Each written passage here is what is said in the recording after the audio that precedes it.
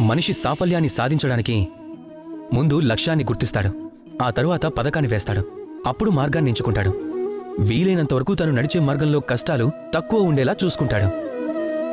ఆ మార్గంలో ఎక్కడైనా కొండలు కొనలు రాకుండా, లోయలు రాకుండా, ముళ్ళు లేకుండా ఉండాలనుకుంటాడు.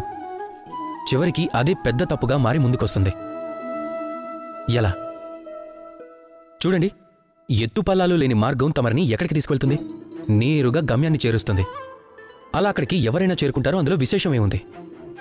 ఒకవేళ మీ మార్గంలో గుట్టలున్నాయంటే, గోతులున్నాయంటే, కొండలున్నాయంటే, చివరిలో ఒక శిఖరం కూడా ఉంది. అది మీకోసం ఎదురు చూస్తుంది. అదే సాఫల్యం అనే ఉన్నత శిఖరం. అక్కడికి ఎవరూ అంత సులభంగా చేరలేరు. అదే మీ విశేషం. కనుక మీ జీవితంలో ఎన్ని సమస్యలు వచ్చినా సరే మీరు కంగారు పడకండి. చిరునవ్వుతో వాటికి స్వాగతం పలకండి. ఒక్క విషయాన్ని గుర్తుంచుకోండి, ఒకవేళ మీ మార్గంలో సమస్యలు ఏవీ లేవు అంటే దానికి కారణాలు రెండు. మీరు మీకు తగిన లక్ష్యాన్ని ఎంచుకోలేదని, లేదా సరైన మార్గాన్ని ఎంచుకోలేదు అని. రాధాకృష్ణ.